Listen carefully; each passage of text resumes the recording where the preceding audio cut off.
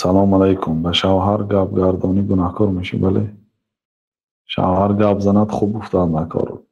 اگر گپی خطا گفتم همون جای بحث و مناظره نیست. وقتی مثلا آتشین است، وقتی گپی خطا یا راست و نادرست گفته است گپ نزنید. از همه بهترین عمل در همین حالت سکوت است. بعد وقتی غضبش فرو رفت بعد میگید که این گپایی که گفتی من این قدرش درست است، این گپا از روی شریعت نادرست است. به اسلوبی نیک میگویی، در حالتی خرسندیش و آرامیش.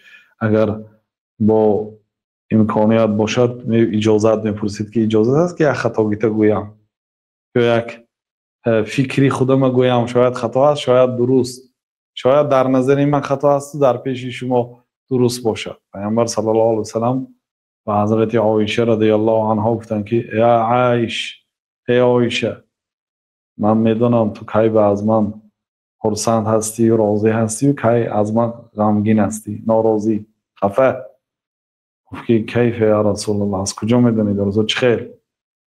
گفتن که اگر از من راضی باشی رب محمد میگوی، قسم به پروردگار محمد میگوی، یعنی قسم به الله، قسم به پروردگار محمد میگوی.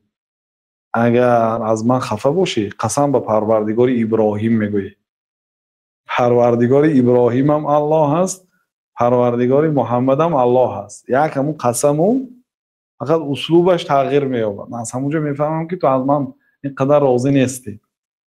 بعد گفت که صدقت یا رسول الله، راست گفتید یا رسول الله، والله لا اهجر الا اسم، قسم به نام الله من فقط نامتون رو ترک میکنم.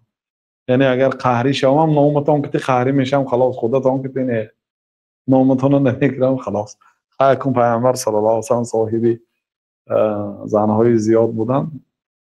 حضرت رشک داشتن، شبها بیدار میشدند و گاها جاگهی میدیدن که خالی، در حال گمانی بد کرده کوچه و آمده میدیدن که پیامبر اسلام قبرستانی بقیه رفته گذشتگان دعا دارند.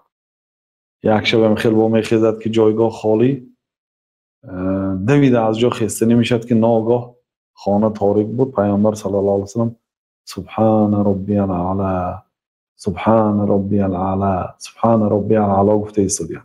پاک است پروردگار عالی من از عیب و از کمبودی و از نقصان و از همه صفتهای بدی که مردم به الله تعالی نسبت میدهند.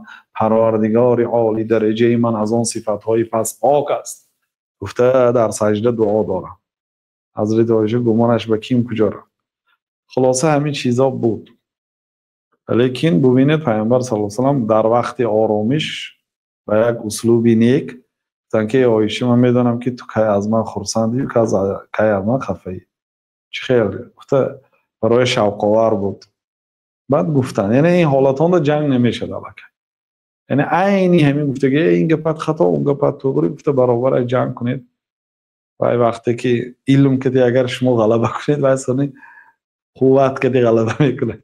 آدمی که علمش نرسد برای یک آدم به علم قانع کردن بعد به حقارت و دشنام و به مسخره میگذرد. این هم میخواد.